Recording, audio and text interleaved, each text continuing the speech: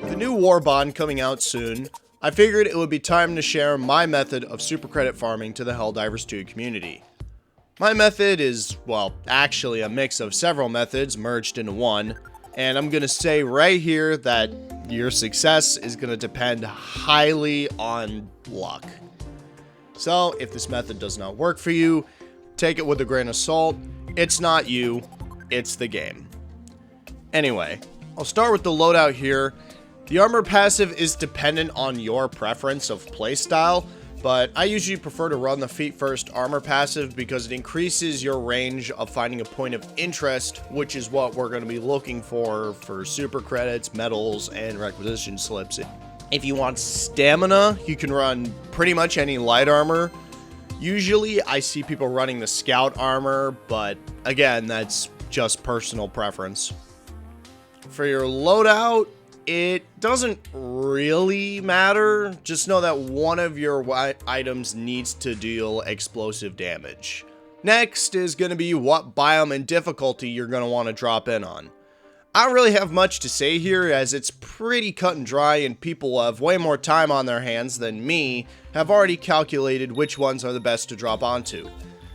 So a shortened response is you're going to want to mainly go for planets that have either fire tornadoes or meteor showers. As of making this video, those planets are Grand Errant for the Terminids, Ballistica, Menken, and Weezin for the bot front, and none on the squid front.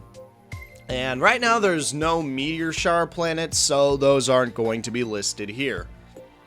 As for difficulty, any from 1 to 3 work out, as all three maximize efficiency when trying to find points of interest. Some people are going to say it's better to do level 2s instead of level 3s because some people say the map generation size doesn't really change your point of interest generation. In my experience, it's pretty 50-50, again, because of terrain generation. But for the most part, if you're doing this on a fire planet, you're going to want to look for either mountains or flat fields.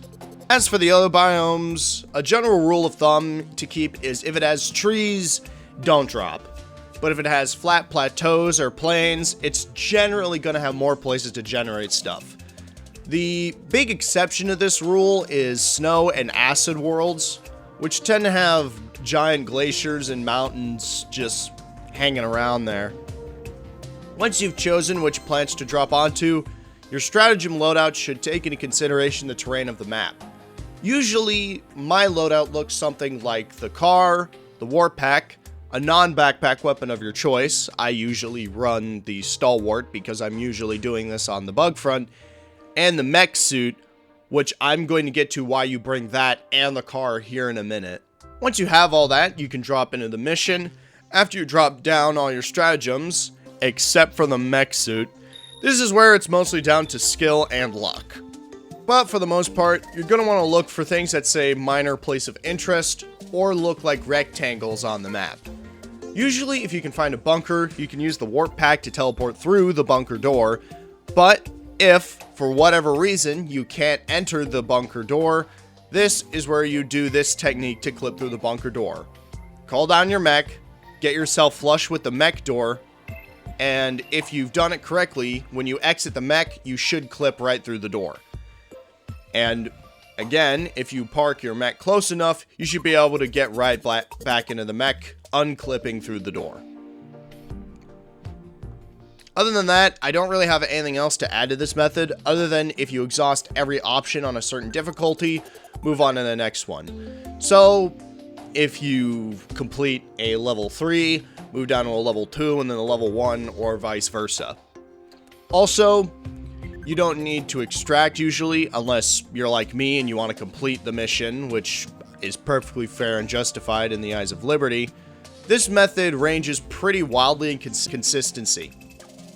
At the most, I've gotten 600 after 2 hours of grinding, and other times I've gotten 300. If I had to calculate the average, I'd say I've gotten at least 400 to 500 every 2 hours. This is the current method that I have that works pretty alright for me. This is of course subject to change, as I've heard from the grapevine that they're considering a rework of super credit farming in the future, but as of right now, this is probably the best method that divers can be using to farm for super credits, medals, and requisition slips. In that case, I don't really have much else to add. Thank you if you got this far, and be sure to give this video a like, a comment, and subscribe if you haven't already. Thank you for watching, and I'll see you all next time.